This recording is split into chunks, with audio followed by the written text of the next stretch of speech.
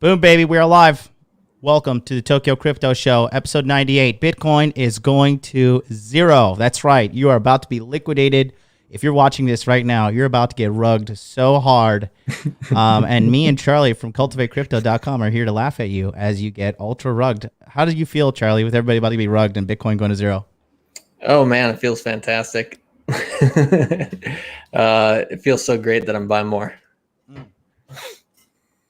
Yeah, guys. Like I said, there's an ongoing theme right now with this show and Charlie's show.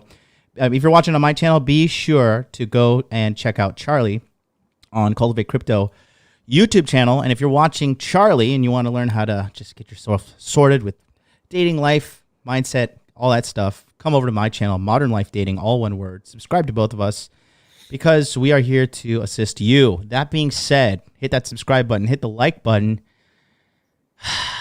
Look, I'm just going to keep on saying what I've been saying. If your crypto role model, if your crypto icon, your crypto hero, whatever, whoever they are, right? If they are all of a sudden not talking about crypto right now, correct, you got yourself a fraud on your hands, in my opinion. They're just clout chasers. They are really not 100%. There's getting the clicks. They're not in it. They're not in it for the long run. Like I said, go back to 2019 when me and Charlie were awkwardly sitting next to each other in my beat up old Japanese tatami room, and you will see the origins of this show, Tokyo Crypto Show, episode 1. We both looked awful. We've come a long way. Sharing two dudes, one mic. Two dudes, one mic. That's that's the next course. But yeah, we're going to talk about that today. Charlie, what's your sentiment on everything right now? Discounts galore. So it's one of these things where it's like when the prices go down, the haters start to come out. Maybe, down the road, I'll share some of the a couple emails I've received, which to me are very entertaining. But I think if because I don't take them all that seriously, right? Some people, fucking freaking out, man. It's like one of these things where it's like, and I would take it seriously if the person was like a sincere person, or if there's a few people who are like sincere and like saying, hey, I have this issue, can you help me? Of course, no problem. But like when you get people just like hurling shit at you and just being like whatever, like I learned this in 2017 from different people who were on social media talking about crypto, that's the time when you buy. Like it's one of the best sentiment indicators you can get out there is when people start like hurling rocks at the TV and just unplug it because they can't take it anymore. So for me right now, when I see all these prices and everything, I'm like, okay, nice. So for me right now, the only thing that I'm really thinking is, do we get one more dip into August, September, or do we get a pump and then a dip? Right? Is this the low, or is the next 60-day cycle low the low? So we can take a look at that on the chart here in a minute. But the other thing is, I had just a couple simple tweets that I just retweeted because it's like so obvious. It's like about a year ago, right? A year and 3 months ago, a year and 4 months ago, everybody was worried that Bitcoin was going to go down below $3,000 or $4,000, somewhere in there, right? Yeah. And it's at $30,000 today. Oh my God, it's the end of the world, right? And then also so spoiled, makes me sick. It is, yeah, they are. And basically, then also for Ethereum, right? I'd have to go look on the chart to be 100% sure, but it was below $300, right? And people were worried: is Ethereum going to go back? In March, it was down to $90 or $80, and I think it was like $88. People were worried, like, is Ethereum going to go down to, basically, people actually, there's people in our group, names that may not be said, that were convincing you not to get into Cardano, which has been one of the top performers of the top 20. They were looking for discounts down at $50 Ethereum, so it was like when people start like looking to the downside, whether they're like, hey, I want to get more discount because I want to buy cheaper coins, right? And or like the world's going to end and Bitcoin's done and it's the end of the world, another 100 Bitcoin obituaries. that's a great time to be buying. And so I went heavier this week in my dollar cost average strategy for on my weekly basis. So, you know, it's one of the reasons why I'm happy. I was watching a few videos today, and one guy was saying, you know, oh, that smile Kathy Wood has on her face is because she's rich. You know, it's like one of these things where it's like, you know, when you buy Bitcoin at an extremely big discount and you know that you're going to, you know, increase, well, not only Bitcoin, but the other cryptocurrencies out there like Ethereum and so on and so forth, right? And you know that you're going to be making money on these with the amount that you're putting in and all this stuff down the road, and you've already been making money on it in this bull run and everything. It just is like, man, it's like, is life on this much easy mode, right? Where like, but at the same time, then you see guys like Jim Cramer, you know, yelling at the cloud, you know, Boomer yelling at the clouds, and guys like him, what they're doing right now is they're digging up Tether FUD from 3 years ago to try to FUD the market more. And it's like, oh my God, what an idiot. I'm gonna move you over here so I can look like I'm talking to you.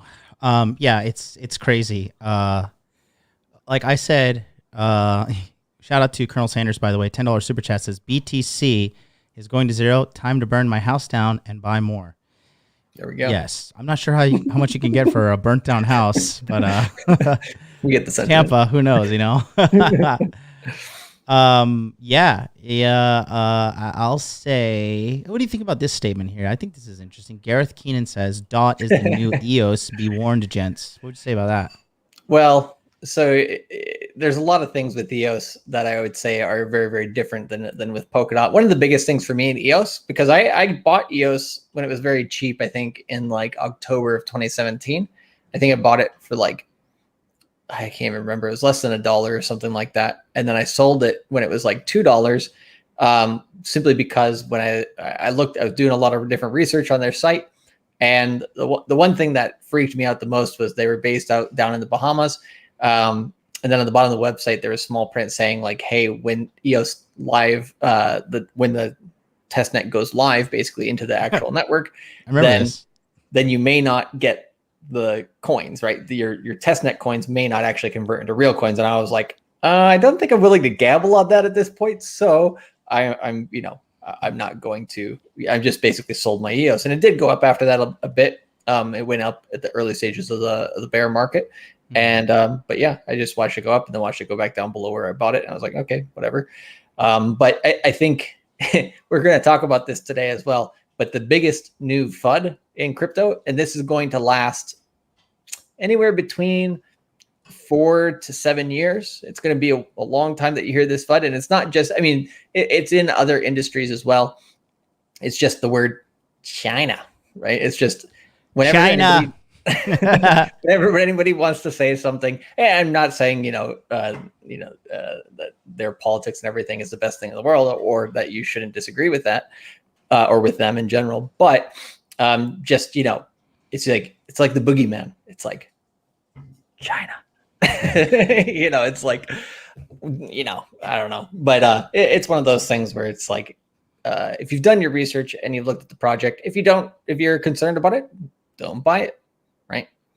If you are, done your research and you like it, like I have with Polkadot, then you keep buying it. And the other thing is when you look at cryptos in terms of, are you looking at them in terms of dollars, or are you looking in terms of dollars gained, or are you looking at them in terms of Bitcoin and Ethereum gained? And for me, Polkadot, Kusama, they've gained me a lot more Bitcoin, Ethereum, by that ratio. So even though they're on a dump, I'm buying more. Kyle DeMilto with a $4.99 super chat asks, in your opinion, should I keep DCA, which stands for dollar cost averaging, in DOT more than Ethereum? Again, I'm just going to say my piece, then Charlie, that's up to you.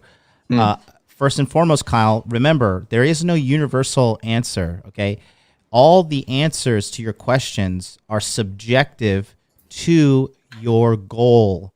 So if your goal is to get more fiat, then I personally, from my half of the Tokyo Crypto Show, right? Me and Charlie, by the way, we're adorable. We both wore our Tip Crypto Degenerate shirts today, and we didn't even plan it. Okay? From Crypto Degenerate number 1, my official statement is this: if you want to make more fiat, okay, if if you want to make a cash multiplier, then DOT is a-okay. DOT is the way to go. It's going to be more volatile to the upside when the market pumps up. Yep. Charlie, what are you thinking? Yeah, I'd agree with that. And I mean, if you're looking, basically, it's just risk, right? Like how much level of risk, right? And I would say for Ethereum and Bitcoin, that should make up anywhere between 30 to 50% of most people's portfolio. And, Bitcoin probably being a lesser majority of that. So mainly Ethereum, because that's the one that will come back pretty much the strongest. Of course, Bitcoin will come back first, stronger than everything else. And then Ethereum will lag it a bit. And then once it catches up, people will be like, oh my God, Ethereum's not doing anything. And then all of a sudden, boom, right? It like just, takes over the market. So that's what that is. And then in terms of the higher risk assets in your crypto portfolio, I would say, yeah, why would you stop DCAing into DOT?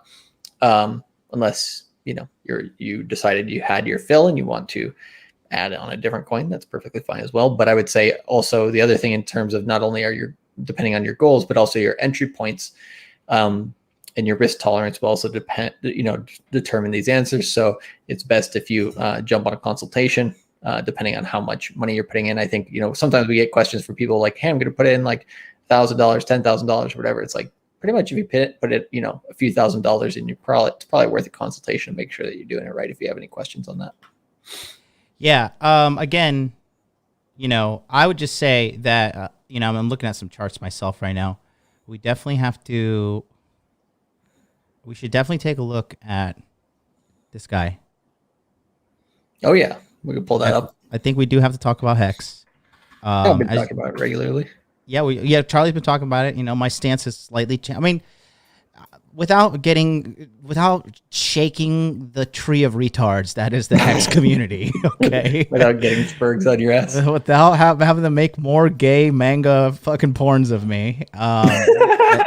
The Hex community has been making gay manga porns about me, guys, just so you know. It's been pretty funny, to be honest. Pretty well. I saw that. It was pretty funny, to be honest. I was just like, God, this is what the community is. Hey, man, it's some guy's fantasy, Like, I would say, if you got that on your mind, you got to go check yourself a little bit. But it is what it is. I know a couple girls that like to fuck me, so this guy is making these gay manga about me. They want to fuck me too, I guess. But I'm sexy, so I guess the sex appeal is for men and women. But pretty weird that they did that. But nonetheless, I do say that Hex right now and over the past since November, I would say there is definitely money making opportunities within that coin and the community. Now, do I think the rug will be pulled one day?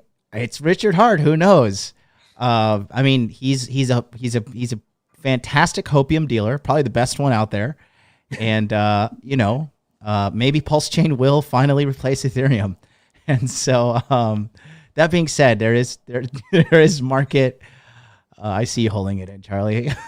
I mean, it's when you say like this chain is going to beat Ethereum, it's like Binance chain is not going to beat Ethereum. I don't think anything's going to beat Ethereum.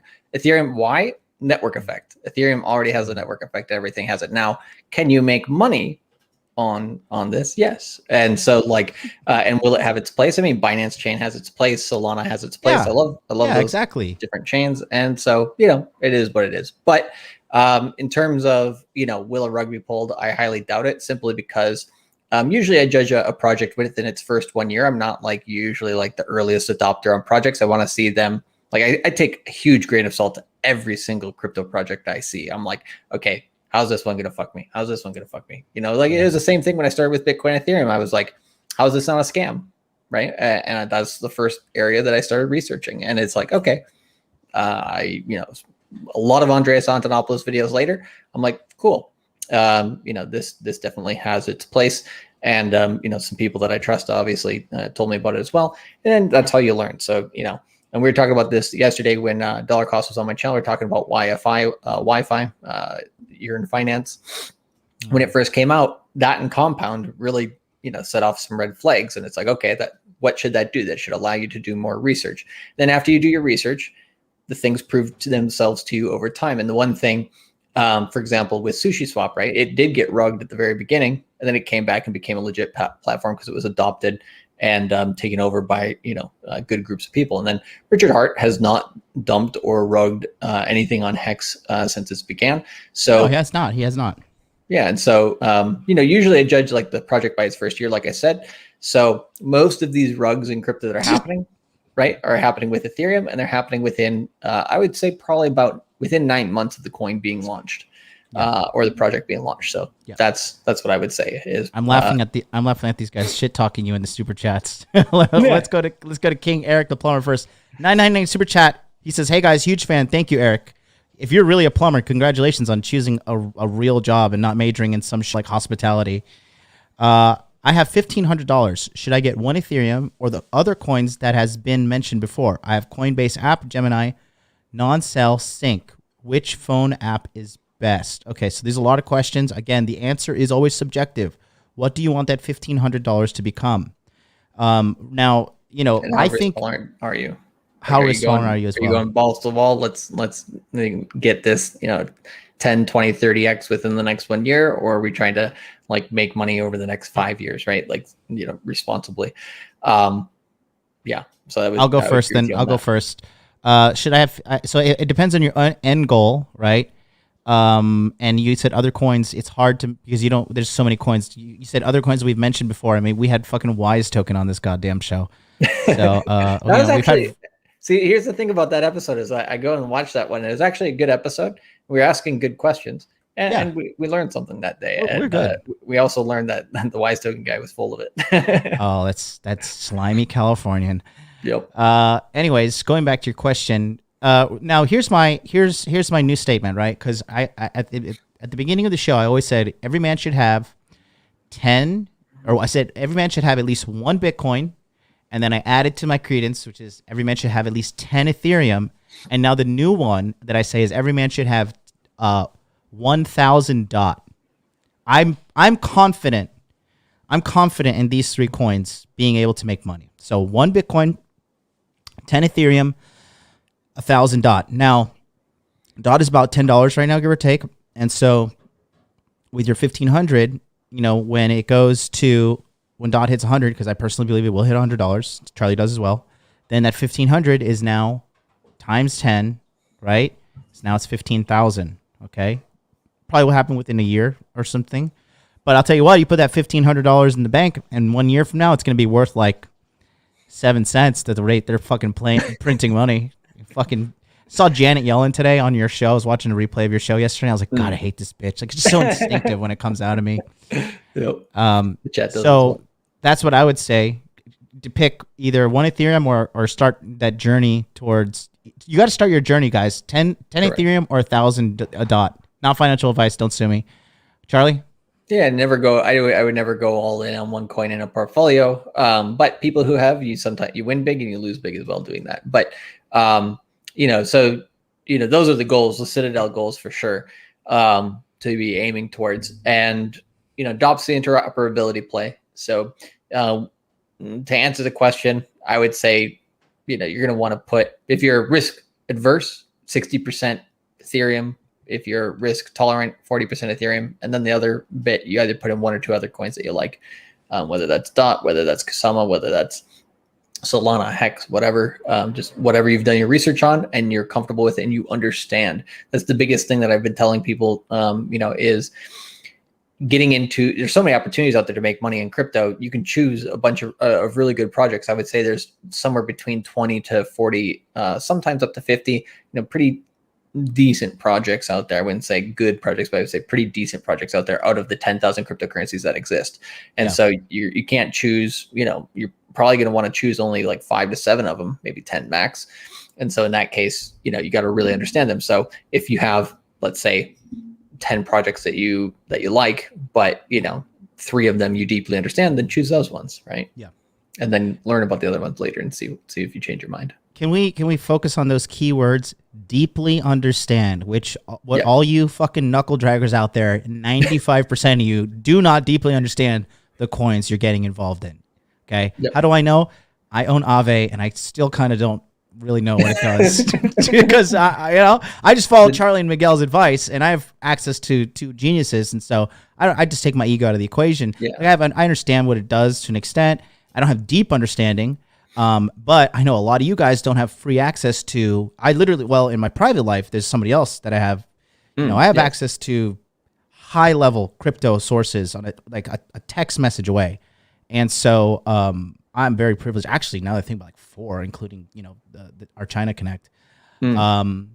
So it's you have to have a deep understanding. It's because, look, guys, you got to pay the cost to be the boss, man. And like, because you have to realize all these geriatric boomers, all these Peter Schiffs, all these Max Kaisers, all these fucking Elon, my wife is a 5 out of 10 Musk, fucking idiots, just shitting on fundamentals that they don't even understand. Like the richest man in the world, well, no longer, I think he lost the title, but at the time, Elon was the richest man in the world. Was saying, the richest man in the world for a couple of days when Bezos was in space. And then what does he say? Oh, Bitcoin is bad for the environment. Okay, like you're the richest man in the world and you are full of shit. If me and Charlie, a couple fucking degenerates in Tokyo, clearly know that is not the case, it is in your best interest to have a deep understanding, ladies and gentlemen, okay? Mostly gentlemen, because crypto is man-dominated, as it should be. But that being said, having a deep understanding, what Charlie said, is so imperative, guys. Like, read the white paper, look at the development team. Like, me and Charlie, we did a deep dive on one of the older episodes. There's this coin, like the guy's history was like restaurant management. We're like, okay, well, so this project is shit, So go to LinkedIn, look these people up, do your own research. You gotta pay the cost to be the boss. There's no ways around it, guys. Yep, exactly. And all that it really takes is, so let's say you know absolutely zero about crypto, right? You jump in the crypto mindset course, which we do 1 month, or actually we do the month before each quarter begins. So we'll be doing the next one sometime in September. We'll announce that sometime in August when we're doing that. And then you jump in that. And so if you're fast learning, you have a lot of time to spend towards it. Within, I would say, anywhere between a month to 3 months, right? You'll have your basic foundation. Great. And then you can build on top of that, on a daily basis, like let's say 15 minutes a day, just paying attention to the market and understanding it. Yeah. That's all it takes. Like that's the basic level right there. And if you're a little bit of a slower learner because you have less time or whatever, then give it 6 to 9 months to learn the basics, right? And then once you have that foundation, boom, boom, boom, pile on top of there. And so, yeah, it's kind of everybody at their own speed to some extent, but within 1 year, if you focus on putting like that solid chunk to begin with, and then adding, small bits of information, kind of like learning a language, you have a big hurdle at the beginning, but then once you have that foundation, it's easy to add like little modules of information on top of that, as long as you're doing it consistently, kind of like, learning a language, working out, any skill or improvement that you're trying to do with your life. It's the same thing. And within 1 year, like we had guys talking about this in our chats today, they were just saying like, the first goal, right, was to become like denormified, right? And like by getting the education and understanding what crypto is, now when you look at you compared to the 9 out of 10 people around you, or 9.9 people around you, out of, you know what I mean? Like basically you're 1% of that situation, or at least top 10% in terms of knowledge in this industry. Then you go and you try to find people to talk with about crypto. It's like, yeah, you can just meet, crypto friends online, but, trying to find those people in your daily life is pretty difficult.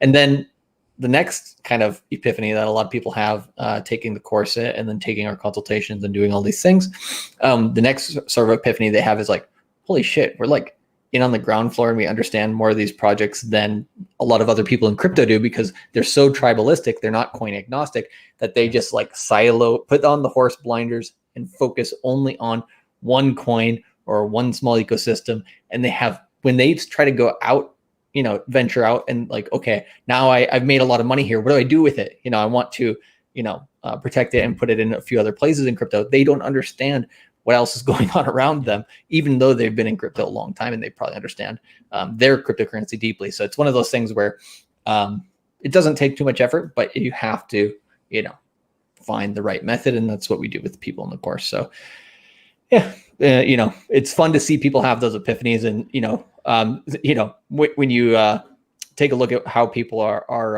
starting to. I can hear myself. when Go you ahead. see people starting to add information to the hive mind of our crypto mindset webinar groups from each quarter, and then into different areas that we communicate with people, it's very nice to see that people, like some people catch on so good that they're just like, boom, this guy's going to become an expert in this thing over here, and this person over here, and this person over here, and they all share the information together, and everybody benefits from that. So it's quite powerful. Did the echo stop? Yeah. Okay, cool. Because I wanted to. Yeah, I wouldn't keep talking if the echoes keep going, because then it confused me as I'm talking. I'll be listening to myself. I just wanted to play this one. There is a crypto conspiracy out there, guys, just so you know. And if you're not fully educated on what is what, I mean, look, crypto is fantastic. But if you are uneducated, it is unforgiving. Okay. This is Call of Duty Modern Warfare, Xbox 360. And when you lose and you go in that lobby, you know what is going to happen to you. Annihilated. So you know what they're going to call you. You know listen, if you're a dude, if you're a girl, if you're a black guy, you know what words are coming. So this market is unforgiving, guys. So it is in your best interest to research. It is never a bad thing to stop and be like, let me look at the developer team. Let me look at this. Let me look at that. Okay, let's catch up with the super chats. Chris Perez, $10 super chat with the passive aggressive. You missed my super chat yesterday, so now you only get 10, but you're still sending money. I did take a screenshot actually, because I noticed this after we finished. I was like, oh, I'll maybe address that in the coming days. He says, I'm fairly new to crypto and have about 28K in my portfolio. What's the best way to take profits over time as my coins rise? Thanks. Charlie, I'll let you handle this. Yeah. So he was talking about the rule of three yesterday in his super chat, which is, he was like, what is the rule of three? And so we talk about the rule of three. You can also talk about the rule of four, the rule of five. Basically, what it means is when would you take out your original investment, right? So if you bought $1,000 worth of Ethereum and that $1,000 turns into $3,000, that one Ethereum, or I'm not saying how many Ethereum it is, but the number of coins doesn't change, just the dollar amount, right? Then you take profit on that. Now, if it's Ethereum or Bitcoin, it's a little bit different, because those are ones we can hold over long periods of time and not worry about them, because they're the only two cryptocurrencies we know will continue to exist.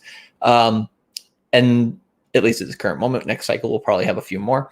But anyways, so this is mostly for altcoins, right? So let's say, for example, you bought Celsius at 40 cents, which is what we recommended it as back last September. You bought Celsius at 40 cents. It goes to $1.60. Great. You can take your original out, put that into Ethereum, right? And then you have 2/3 of what you originally had, but risk-free, right? So whatever happens with Celsius after that, pure profit. And so boom, it goes to $4. You 10 times your money. Now you could have made more money if you were greedy and didn't take out your original investment. So it's just a matter of risk tolerance, but we always recommend that to people. I think we had East West Connection in the chat back in March or April say like, hey, my DOT has 10x. Should I take my original investment out? It's like, yeah, you've not followed the rule of 3 or 5 on that one. So think. Yeah, and he took it, and then it was like, like 3 weeks later, everything starts plummeting. So it was like, there we go. But it's one of those things where it's like, if you wait longer than those thresholds, 3 or 5x on your altcoins, you're risking a downturn and seeing those profits go away. So de-risk is what we call it. De-risk when you can. Right. And then, I think that's answers the question. Eric the plumber, he's throwing another $4.99 our way. Thank you so much, brother. And he says, I have this quote feeling, that's the first red flag, no feelings, that ETH won't go back down to 1.9K. And I hate to miss out. Which phone app is better to use? So if you're talking about just storing cryptocurrency, then it is in my interest that you get Bread Wallet. I think Bread Wallet is the simplest, easiest cryptocurrency wallet for your phone. It is available on the iTunes and the Android Pleb store, wherever the fucking they have the App Store for Apple and the Android. Was it Google Play Store? Is that what it's called? The Google Play Store? You don't know. I think it's Google Play Store. It is called Google Play Store. Yeah. Okay, thank you. And then so if that is that's what you're looking for, which phone app is better to use to buy crypto. I mean, that's so detailed. I mean, finance is Depends good. on where you're located. Yeah.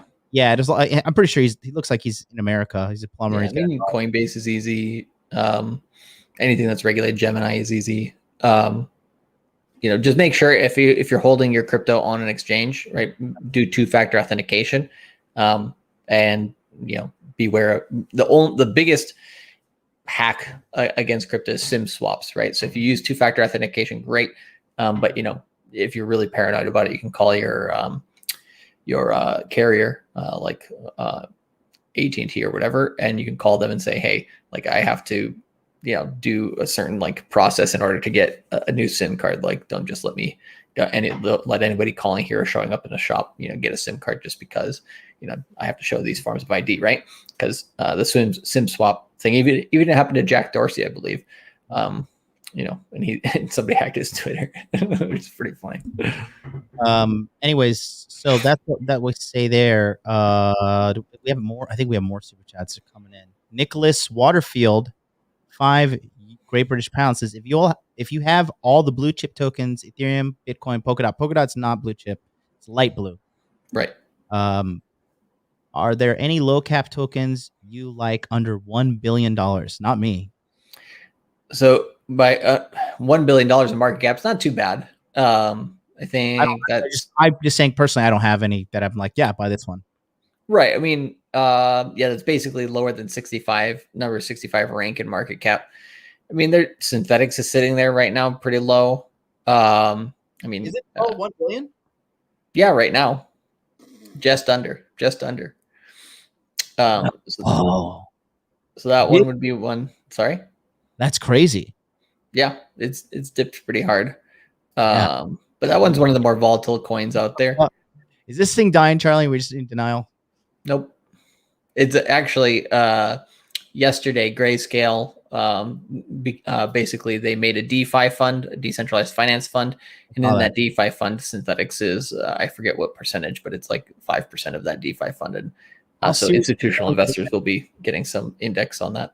How seriously can we take that fund though? Because I saw Filecoin in there. Well, they got that because Filecoin. Well, Barry either what do you call it? Invested in that quite early, or got roped into that a little bit, and he's pumping up his own bags. So but these guys, they don't let the projects that they are involved in die. Like Barry Silbert, he invested heavily in Decentraland, Mana, and Sandbox has been beating them in the metaverse, decentralized game verse type of thing, and even so, Mana went up in price earlier this year as well, so it won't die. That's for sure. North Carolina, USA, go Tar Heels. But yeah, if you want serious investment advice, like get a consultation. Like seriously, get anybody who's putting in like more than $1,000, like a consultation is highly worth it. Charlie does consultations. Miguel does consultations. I do consultations as well for crypto. So I mean, mine's are a little bit more surface layer. But if your guy just needs like a kind of get started, what are some good entry level stuff? But if you want charts, dynamics, and all that stuff, like Charlie will give you the big brain ones. I do consultations. You can find us both respectively on our websites, modernlifedating.com for me, cultivatecrypto.com for Charlie.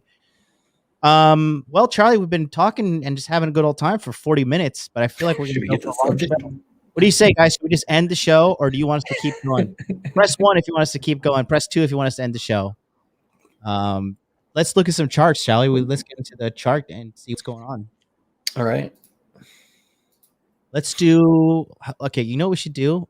How about obviously Bitcoin, Ethereum, and let's look at Hex, and then let's look at is Hex worth looking at? You think, or? Oh, definitely. I mean, Hex is. I've been showing it, quite frequently on my channel. I mean, it's whenever there's a way to make money in crypto, the market is generally down. That's fantastic. So. Yeah, and the market is certainly down right now. So I think that Charlie, there's one guy who voted CC voted 2 on your channel. Timeout. Oh, time to ban him. All right, let's go in there. All right, put user in timeout or hide user from this channel. Which one should I choose? Get him a spanking. Put him in the as Dre says. Put him in the dummy box. All right, I'll put him in timeout just for fun. No hard feelings. All right, all right. Oh yeah, okay. Plumber's selling more money. I'm in North Carolina, USA, and to buy through my phone. I'm starting out. Unfortunately, so best where to buy and to store from an iPhone. This guy's. I like this guy. He's paying attention to detail. Good work, Eric. Yeah, So Gemini would be pretty simple to get a yeah, lot of different things in America. Yeah. Coinbase too. As much as I hate them, Yeah. Coinbase is not necessarily a bad option here. But yeah, other than that, that's pretty much what we're gonna say. We're gonna take a look at the charts now. Make sure you're looking at the screen because this is the most important part of the show here, in regards to price predictions and whatnot. This is Bitcoin. Charlie, take it away. Yeah, so it looks like Bitcoin has gotten to the bottom of its 60-day cycle on day 61 here. Now, there's no guarantee on that, but basically, this is what we've been watching for. Yesterday, we were looking for, if we were going to have a little bit of a longer cycle than usual, right? We were looking for maybe a low down here at 28,175. That did not happen. So we didn't get that extra juicy dip. But it's a time-based cycle low. We did have a low here just around day 30 in the cycle, which means this is a failed mid-cycle low. But basically, yeah, you get a time-based cycle low here. So how much bounce can we get on Bitcoin? If you're of the mind that 29 to 27,000, that range will break, then and you're looking for 25K and below, right? If you're of that mind, then what I would say is watch for a short cycle coming up here with Bitcoin. So meaning we have the first day of the cycle here. Maybe we have a high on, let's say, day 12, which would be like early August, right? Bitcoin bounces up to, let's say here, 34,000, right? And then kind of rolls over and then just does another one of these where it had like a cycle high on day 26 or day 19 of the cycle, and then did a rollover, right? Because we had a high here and then did a rollover. Obviously, this cycle here from this low to this low was much more severe than the next cycle. I think if you just look at the cycle highs to lows, it's kind of interesting because the first major one in a downtrend, right, was a from high to low was a 59% fall. But then in terms of the last cycle to the low of the cycle, even though it wasn't the cycle low, it was a 31%. So the next one, right, if we're like, okay, well, let's just guesstimate here. What if it was a 20% low from the high? And let's say we get a high here of 34,000, a 20% drop from there would only still be about $28,000. So it would still hold up around the same areas that it's held up before, if that was the case. But, that's a lot of speculation out there. So like we've always said since day one, if anybody tells you they know exactly where the price is going, they don't know shit. Or they are bullshitting you, one of the two or both. But anyways, we have the current 60-day cycle going between now and mid-September, right? I like we said here, accumulation ain't over until October. And so we're looking to, one of two scenarios, in my opinion. Let's say we go and we get a, cycle high within the first 30 days of the cycle, and we come down here and we get a cycle low on the next cycle down here at, let's say, 23,500. All right. Let's say that's what we get for the next cycle. That is another great cycle to be dollar cost averaging into, right? So don't spend your whole wad at once. But I did go heavier in my weekly averages from basically the last couple of days here. And Kathy Wood did the same. But basically, that's the one scenario, right? And if I were to make it look a little pretty here, we did this on the channel yesterday a little bit, but right, let's just go something like this and then recovery, yay. That, just very, very, very roughly looking something like that. Then the other scenario, right, is our next cycle low actually is at the same level or higher or maybe a little bit lower, but the cycle high is either right around the mid 30 point or actually a bullish cycle. So we could get a bullish cycle still not going above 40K, right? Let's say we get a bullish cycle here going up to about 40K and then it comes down. That's another scenario that's possible, right? We get some good run up and then we get a draw down. We test these lows one more time and then, the market takes off. That's also very possible. with the current scenario. So we have a couple different scenarios, but I don't see in this 60-day cycle a huge bullish move back up to like the 50K region or anything like that. I don't see that happening for a while. We usually, when you get a bottom in the market happening, it takes a little bit of time for it to kind of just either go sideways or get a severe drop to the downside and then a V-shaped type recovery. So we'll see what happens. If we do go lower into the 24Ks, I love it. It's a great discount. And just be aware of that possibility and what the altcoins might do during that time, right? And what your goals are. And we've mentioned enough strategies on the show here. I think we've had people in the past that have been like, hey, if I never take a consultation, I just listen to about, 20 to 30 hours of your show. I can get a general idea of what I should be doing. And, that's, if you want to get the freemium version, spend the time doing so, feel free. There is that option. But this is very similar, right? So here's a V shape. You can see other examples of similar ones where you get a bigger drop and then a V-shaped type recovery. That's similar to what we had in the Corona crash, right? And if we go over here to a bottom of a market, this is where you see that kind of just chopping sideways for a couple cycles before then an increase there. So either one of those types of scenarios, I'm not saying it's going to happen exactly the same, but you can see here that Bitcoin is having a harder time dumping than what it has done before. And a lot of the whales, right, they're eating up this mid to high 20K region. That's where they all want to buy. And I highly doubt Bitcoin will be going down to the 20K region, touching 20K or below. But all the bears out there want to feel right and all that stuff. So good luck putting your orders down at 20K. We'll see what happens. At the end of the day, the markets will show us one way or the other. With Ethereum here, we have, it's basically following Bitcoin. So similar scenario, right? We have the cycle low possibly in as well, right? And then Ethereum might actually have a bit of a weaker pull up than Bitcoin. We do have here on August 4th, around there should be the EIP 1559, which in a downtrend, right? There's somebody at the beginning of the show said, didn't you guys say Ethereum should be doing a lot of stuff in July? Yeah, but when 1559, right? Right, because of EIP 1559. Well, that's been delayed until early August. But then also, whenever Bitcoin goes down, Ethereum comes down with it. And so it's a great time to be dollar costing average in during that time. And then Ethereum, comes up here into EIP 1559. But if it does do one more bear cycle, kind of like what Bitcoin's doing before then a recovery, that is possible. That's funny. Learn your lesson. You're a man enough to say sorry. That's all that matters. That's all that matters. Crypto show. No, we don't take it all that seriously. It's all right. It's funny. But anyways, yeah. So basically, whatever Bitcoin does, Ethereum will follow until Bitcoin gains market confidence back again, and then Ethereum will get go ham from there. So I would say the EIP 1559 will have the more effect that it has when Ethereum's going down. The effect that it has is holding the price up higher than it would otherwise. So Ethereum will dump less in the case that Bitcoin returns below 30K, right?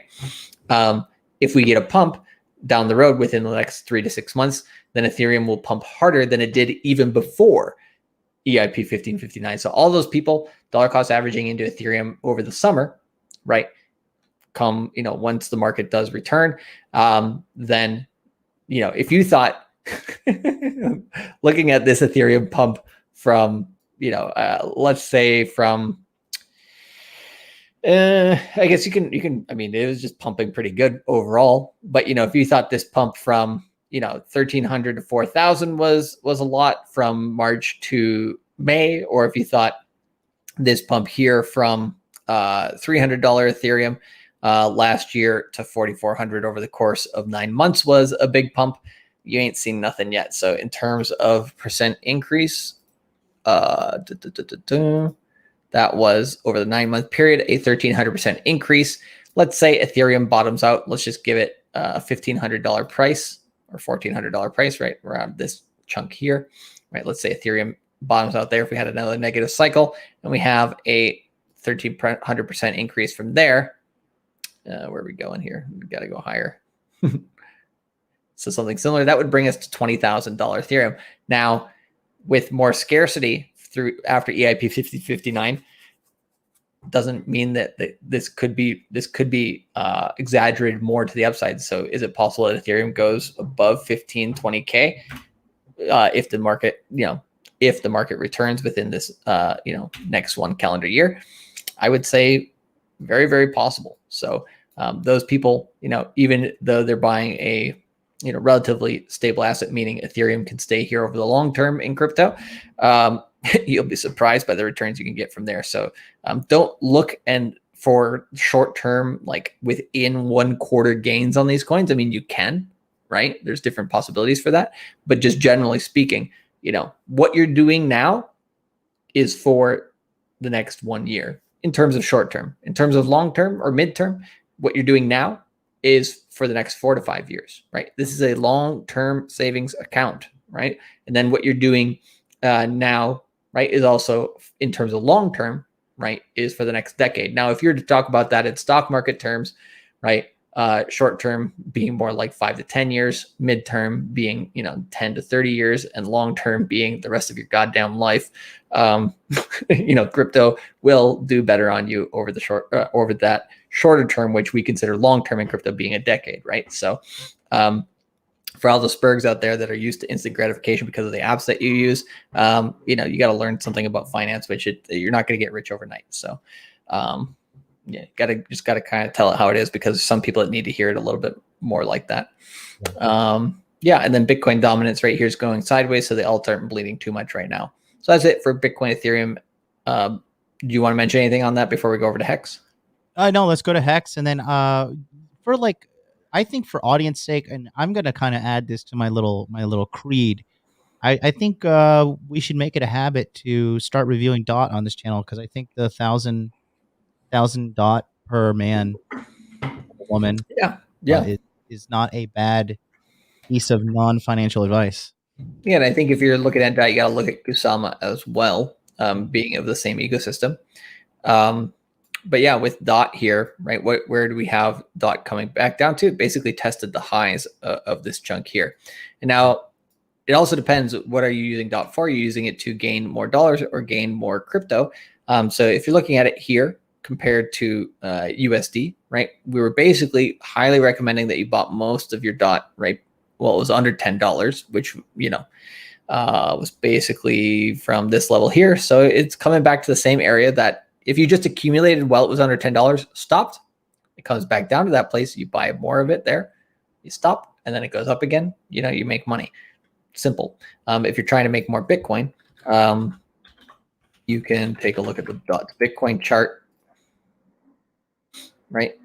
And so here, right, if you've been dollar cost averaging in over this time, under this level here, I guess 50,000 Satoshi and below, right, is that other area. Then you would be, if you're buying it with Bitcoin, right, to gain more Bitcoin, this is the other area then to continue dollar cost averaging in. So yeah, that is what it is. But yeah, DOT's looking okay. So if we go take a look at the dollar chart again, right, I would say, it's still obviously in the downtrend. So until it, I would say, breaks above, well, basically it's 12 EMA, which we have here on the week or on the daily chart, right? It's basically going to continue in a downtrend. And usually during these times, alts get hit harder than what happens to other coins. And DOT will have its day once the parachain auctions come out. It will have a lot more pump at that time. But, don't expect these things to go up all the time.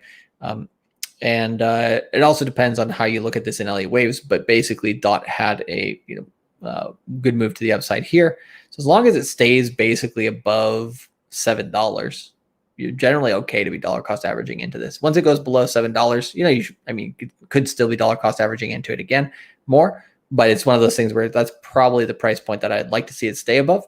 But I would say there's a couple of possibilities with how you could view the chart there. I highly doubt. Basically, my rock bottom, dirt cheap floor for DOT is 380. Like if it ever gets back down to that region, sell your house or whatever. But if it goes down below there, then that's where I would, be concerned. So,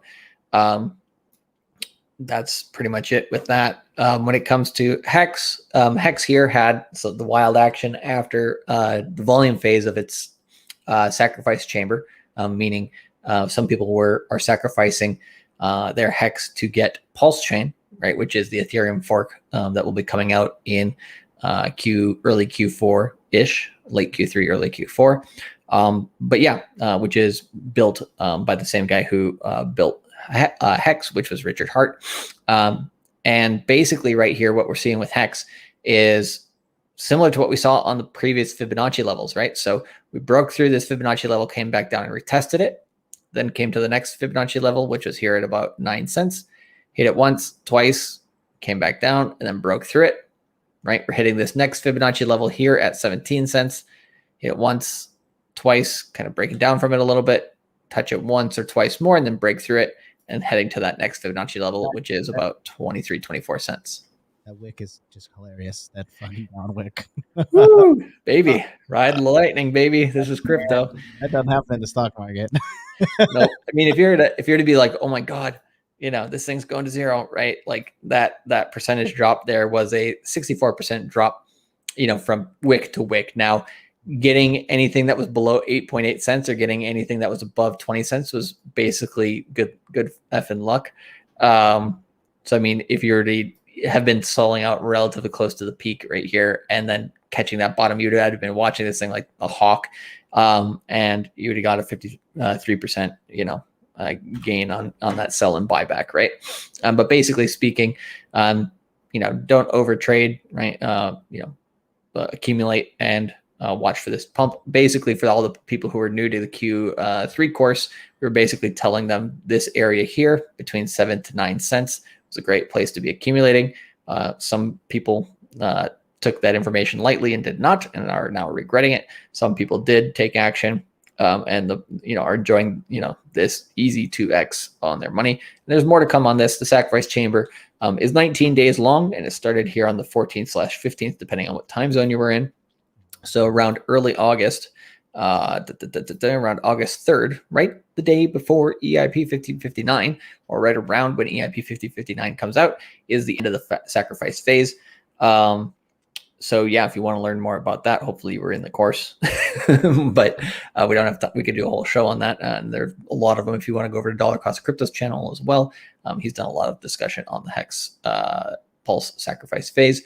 But anyways, we should see a healthy amount of volatility here and a quite interesting amount of pump between now and the early part of August. So all you short-term degen traders out there, best of luck to you, and don't let the door hit you too hard. If if you play it wrong, make sure to look at this properly compared to your long-term portfolio, and don't go too crazy. Got some interesting things here in the chat. We got East-West Connection with a super chat. We're gonna read that here in a second. Pancho Larpez says XRP Flare Songbird. Yeah, 3 coins not to invest in. Let's see. Unless I'm wrong, Charlie, but I look at that and I just think, oh no. Well, Ripple and Flare they basically know. Songbird. I'm judging the book by its cover on that one. Yeah, I know nothing about that coin, but I probably am fine with that. This guy has a question, and Phobia FX says, I do not have a house. What else I can sell? You can sell blood plasma. You can sell blood plasma. I think you get like $25 off. Also, if you have a college degree, you can sell sperm. Honestly, if I was in a tough spot, I would sell blood plasma and I would sell sperm. All your bodily fluids, baby. Yes, whore my digital, whore myself out biologically. Because it'll be worth it, especially if you're buying stuff like our man Commando 1529 says 1 Bitcoin, 10 Ethereum, 100 Kusama / 1000 dot. I like that variation, 100 Kusama / 1000 dot. I'm just gonna stick with 1000 dot though. But anyways, East-West Connection with the. Are you still talking about this chart? Well, I'm looking at you answering these different questions in the chat. Okay. Should I? No, I mean, I mentioned what I was going to mention about that, so that's fine. Okay. You want to pop back out because I was gonna look at some of this Peter Schiff and Jim Cramer stuff as well. We'll come back. Just keep it up. I'm just gonna answer this right here. East West Connection, our man from China, says, "What's SGD? Is that Singaporean dollars though? What sorcery are you doing there?" Yeah, Singaporean dollars. He's in China though. Anyways, whatever. Hacker. What do you think of the Bitcoin conference today with Elon and Jack Dorsey? Gonna affect the price of Bitcoin? We have a good take on that from yesterday's show with me and DCC talking, but basically, it's laughable. I don't care, but I'm going to watch. I want to watch it. It sounds like good entertainment. It's gonna be live streamed where? I don't know if it will be or not. It's at a conference apparently. So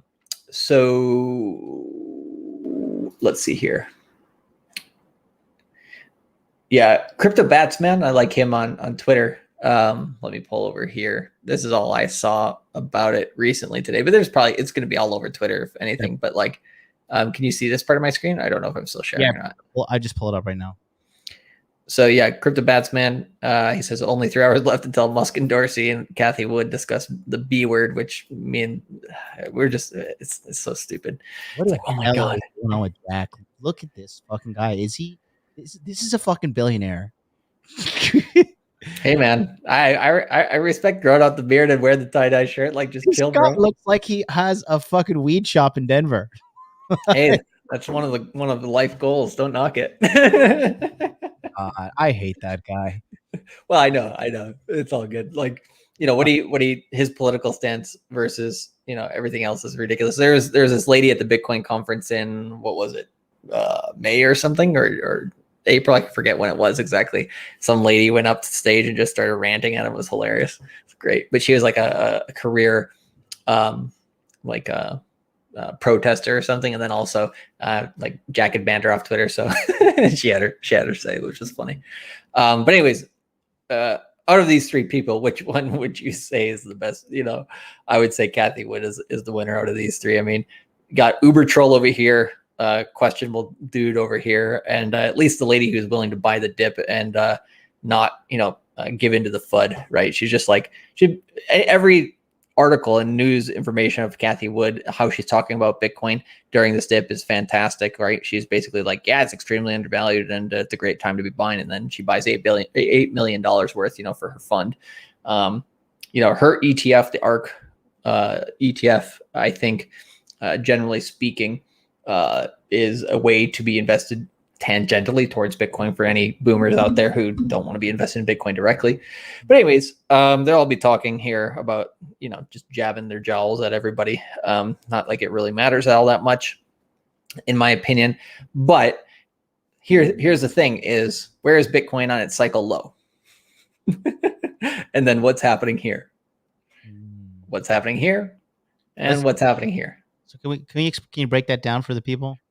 Well, okay. So like just looking at the technicals, the chart doesn't give a shit about their conference, right? Basically we already got, or basically a cycle low looks to be in. You said drag the cycle low out for 5 more days as well, correctly? No. Basically with them talking, right, it just is a perfect timing, right? Mm-hmm. And it times up exactly with what is happening on the chart. And the chart's already, a little bit bullish here for a bounce to the upside. If the chart's already bullish to the bounce, the chart doesn't care about what these people are going to say. But, we know that when you have a trend, right, we have a short-term uptrend here happening.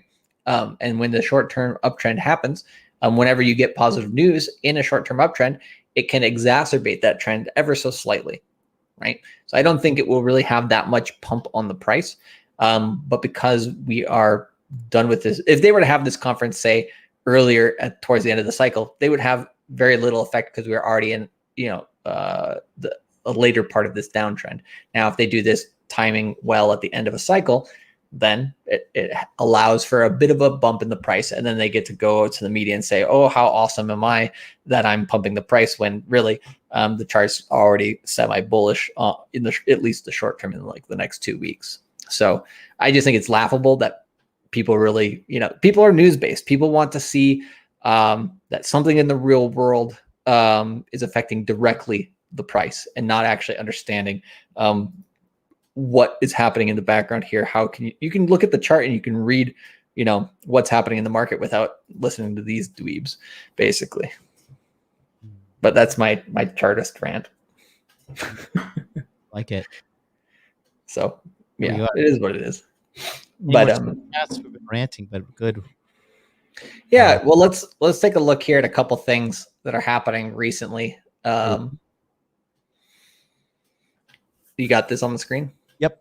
Okay, because my other screen is kind of slightly delayed, so I could see us live, but not everything. So basically here we had the biggest FUD before the cycle low was coming in, which was Sunday's GBTC unlock, right? Held more shares than the remaining events combined, meaning the amount of GBTC stock that people had bought on leverage earlier in the year around January, February that became unlocked, right? People were thinking was going to spark a Bitcoin sell-off, right? We had the biggest part of that on Sunday, which would have been these last couple days, 2 or 3 or 4 days here on the chart. So did it really have that much effect to the downside? No, it was FUD. And that's the biggest part of the unlock. Now there's other parts of the unlock that are going to happen, or that already happened. They happened on the 19th and the 20th, and then maybe a couple other small ones here on out. But basically, how much effect have they had on the price? Almost nothing. So everybody crying about, GBTC unlock coming and Bitcoin's going down to zero. Well, you got your answer. Then we have this one, which is Jim Cramer, genius extraordinaire here on CNBC, full of geniuses over there. Tether could be the Achilles heel of cryptocurrency, right? And if you just read this article, it's like 3-year-old FUD talking about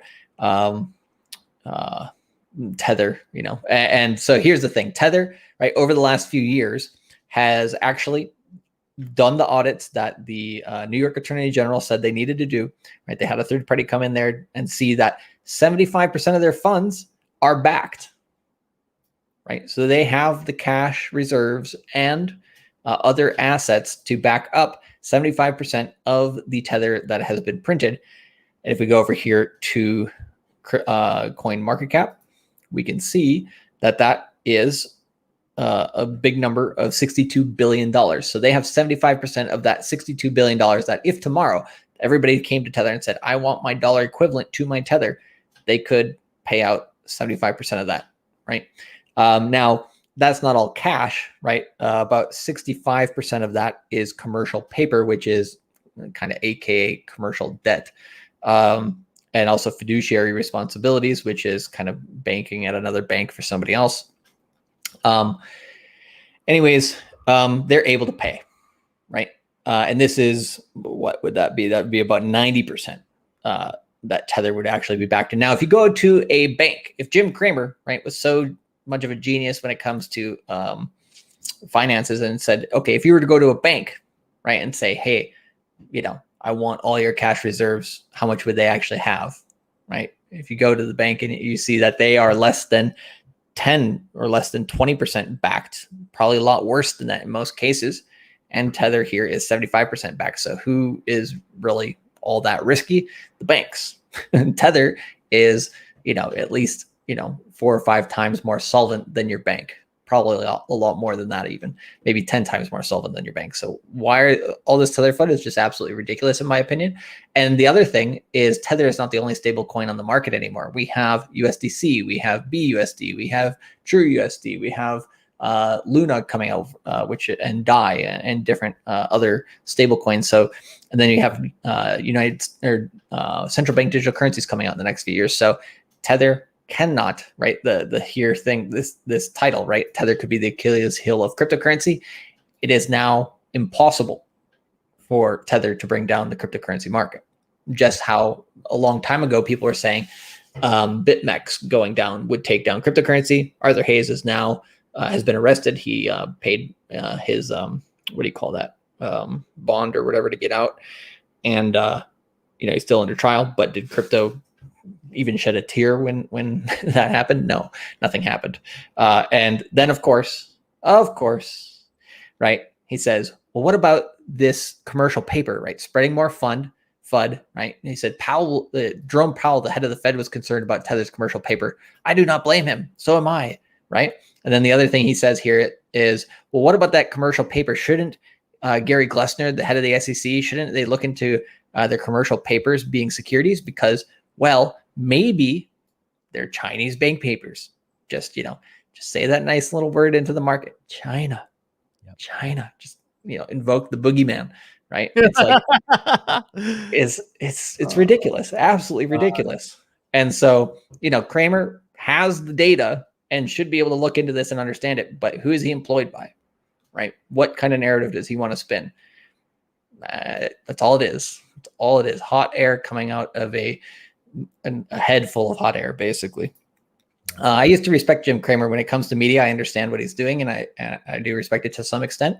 But when it comes to boomers. Sorry? He's got to cater to the boomers, Yeah, it is what it is.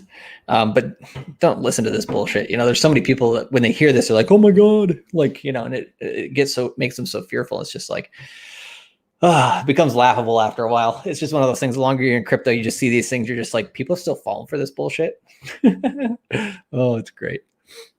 And then we have our friend Peter Schiff calling the nice, part of the cycle low here. Him on did you see him when he went on Joe Rogan and he was just like full spurg and Joe Rogan was like, dude, can you calm the fuck down? Like Really? You want some whiskey? Like, get this guy some whiskey. You need to calm down, because he was just spurging the fuck out. Get him a blunt or something too, At least Elon fucking smoked the blunt on there, right? Or smoked a joint or whatever it was. But it was just like, come on, dude, just chill. But yeah. Peter Schiff, the only good thing I've seen about Peter Schiff, if you look on YouTube and you go Peter Schiff stand-up comedy, and you watch about the first 10 minutes of his stand-up comedy in front of like a brick wall, he had a really good joke about Bernie Madoff that I was like, nah, I see you there, Peter Schiff. I see you there. But it is what it is. So he's a guy that can be a very good indicator, right, in terms of when to buy Bitcoin as well. So he says, this is a great backhanded comment right here, but at least Bitcoin is proving to be non-correlated. On Monday, as risk assets sold off, Bitcoin sold off more. On Tuesday, as risk assets recovered, Bitcoin fell again. Congratulations, hodlers. You own a risk asset that can go down regardless of the direction of other risk assets. The guy, he just cleared, like, at this point, it's like he's acting like a psychopath. Yeah. Like, he will not bow the knee to say like Bitcoin is a volatile asset, like a good asset. And yeah, it's volatile, but what does he say? Buy gold, man. Like this literally like, let me just show you guys. I bought some gold. This is from a place in Japan called Ginza Tanaka, right? Mm-hmm. And I bought 20 grams of gold, right? This is 24 karat gold. No, is this 24 karat? It's some sort, but I bought this gold. This is real gold, minted here in Japan. You can see it says fine gold. This is the most useless piece of shit investment I've ever made in my entire life. I would be better off buying fucking like an ounce of cocaine in America and chopping it up and selling it than the fucking $2,000 that I spent on this. This shit is worthless. It sits on my fucking desk. It is at least like I wish it was like earrings or a necklace that I could wear, but like it's so useless. And that's what he's touting on, right? Buy gold. What boomer assets is he telling to be able to buy? That's it. Because like literally you've seen this, Charlie. You've been here, used my desk before. Yeah, no, it looks really cool, but like, and it will retain its value at least. But yeah. I mean, the Rolex will appreciate more. The Rolex already has appreciated more. This bad boy, right? Yeah, Nagasaki Rolex. But yeah, I don't know. I just get fired up because like I'm just like look, I get it. I like the crybaby Jack. What is his name? Jack Mahler or whatever. Last week, the Bitcoin maxi. Yeah, Jack Mahler. Yeah, he was crying about Ethereum, right?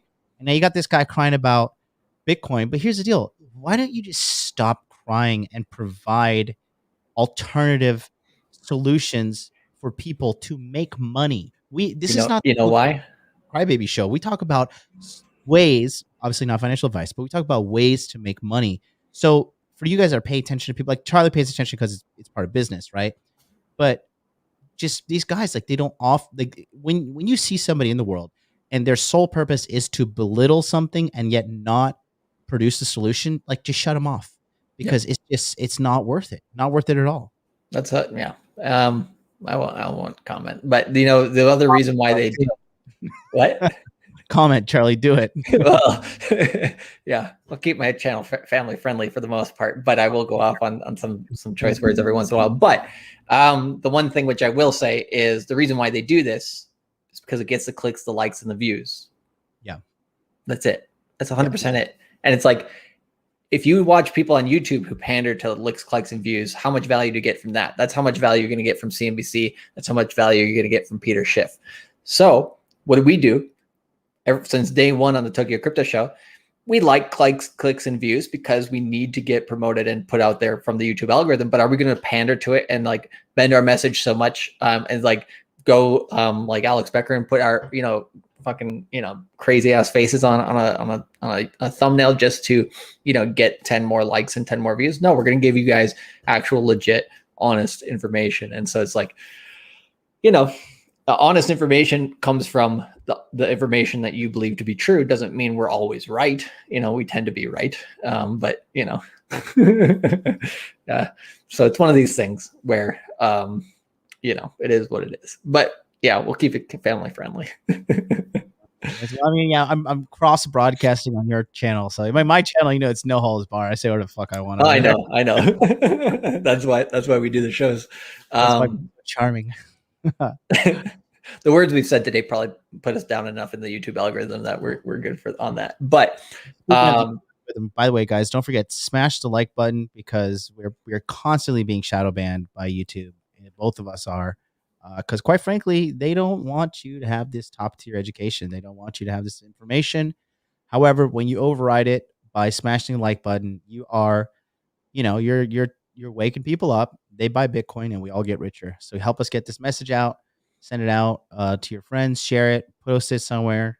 You can't almost talk about anything on YouTube anymore. It's like, you know, you see these YouTubers saying, oh, they're reading articles, like literal legit news articles. And they see words like terrorism. They see words like COVID. And they're like, I can't say these things live on YouTube because I might get shadow banned. It's like, you know, it's like 1984, right? And on freedom of speech, it's just like, you know, if freedom of speech were real, in America these days, you know, the algorithm would, you know, be in jail, but it isn't. So, yep. And let's excuse me. I'm gonna read this from Commando 1529. It says MLD and Cultivate Crypto say stuff and then it happens, or they go, we got it wrong, which then usually comes right a few months later. Still waiting for a wrong call. Like I said, we're not. I mean, just go watch the previous shows. Like I said, I was wrong about Hex, right? And I admitted it. And I don't have. Yep. I'm not ego driven. Like Hex is, and I think I said this from the beginning too. I said, yes, you can make money from Hex, but this has all the symptoms of a Ponzi scheme. Now, I could be wrong, and it's not. Richard Hart is a good person, and you know, and Pulse Chain could very well replace Ethereum. But there is money making opportunities there. And I'm man enough to be like, you know what? I mean, I gave the community a little bit of shit. Yes, they made gay manga of me. That's okay. Keep them coming. And you know, hey, you know, nobody's perfect. But if you want to get close to perfection, subscribe, keep watching us because we're pretty good at what we do so far. Yeah. And then so the last bit that I wanted to share here was just stuff that you're going to continue to see the China boogeyman discussion, you know, and not saying, you know, the relations between America and China are great. They're far from it. And there's a lot of things that people should be worried about 100%. But when it comes to cryptocurrency, it's just going to be an easy trope for people to, you know, use as FUD. But, you know, U.S. senators, basically the Chinese digital yuan, right, is gone through a lot of testing over the last 1 year. It's the first central bank digital currency that's likely to come out. And they're going to be holding the Winter Olympics in February, you know, unless there's like 10 more different variants that come out. But you know, whatever, it's in winter, so it's probably going to happen. But anyways, and we're all going to be locked in our prison cells for another 10 years where we have 1 hour of yard time, you know, out there, as they have in the UK, or they had for a while. But anyways, what? Life hodl. Yeah. Life. Right. But it's one of these things here where this is like funny because like, you know, this is very China-esque, which is, you know, U.S. senators were like, oh my God, we can't let our Olympians, when they go to China, use the Chinese central bank digital currency. Like they can't be exposed to this. This is going to like taint them forever. And then, you know, you have China saying, stop making trouble, you know, which is a way of, you know, of, it sounds like your aunt or your grandma, you know, the way they would respond to somebody. But it's just, to me, this is hilarious. Just watching, you know, this battle here. And it's going to be like, you know, another just fun discussion of FUD and different things to listen to, you know, with digital currencies and cryptocurrencies. I've been telling you guys for the last 1.5 years, basically, cryptocurrencies, digital currencies, all this whole space over the next half a century, or sorry, not half a century, or the next half a decade, if not the whole decade, will become a geopolitical, you know, wrestling match. So it's going to be fun to watch. Bitcoin's already winning, Ethereum's already winning. So the rest of this stuff is just, you know, I want to see these, you know, these guys fight. So it's funny. Yeah, you're going to hear this China. Oh, you didn't hear China from Peter Schiff yet. Okay, waiting on that. Okay, China, right?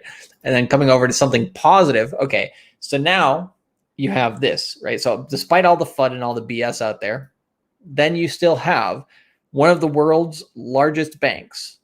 Apparently, they own 5% plus of all value being transacted over currencies through the world today. BNY Mellon, right? That's no small feat. That's a massive bank.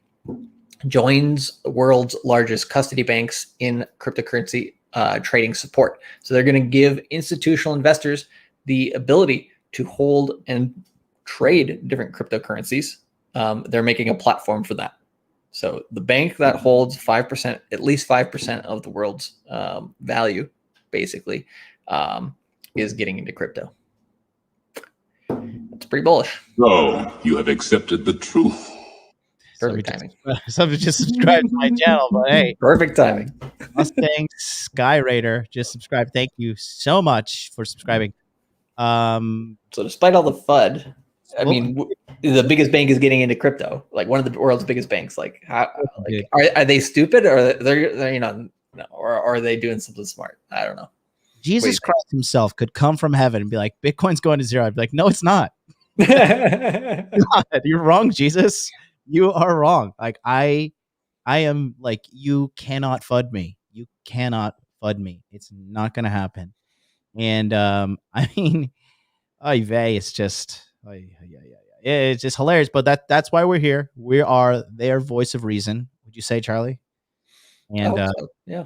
No, we're out here. We're fighting a good fight, guys. We love you. We care about you, and we know too. More importantly, that if we do you wrong, like there's no more Tokyo Crypto Show. There's no more Cultivate Crypto. There's no more Modern Life Dating. So we're two men with integrity, and we're doing the right thing. And we are steadfast, guys. Like I said, bro, we were talking about this shit when Bitcoin was like $3,000.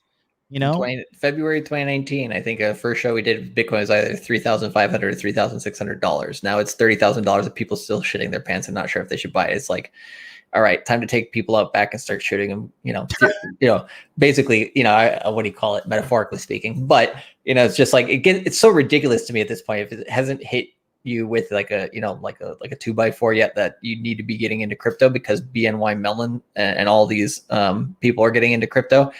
This is the last best time, like last call, you know, like between now and October, get in or, you know, have fun trying to put your entire year or multi-year paycheck into like getting one Bitcoin, you know? Yep. Like I said, this is the time to pay attention to everything. And quite frankly, you know, there is a buying opportunity here. In my humble opinion, there is absolutely a buying opportunity. And if you're not buying, you're not trying. And that being said, you know, what's the saying about October? It ain't over till October. Accumulation ain't over till October, baby. Buy within July. Those are my two pieces of advice. # not financial advice. You know, consult a financial advisor if you want to get wrecked. Yeah. So, you know, hey, that's what we're here for. We are supporting you guys. We are here for you. And we'll continue to be here. So that's going to do it for us today. We appreciate you for watching us today on the Tokyo Crypto Show. Like, comment, subscribe. Hodl, hodl, hodl. Bye, bye, bye. See you next week.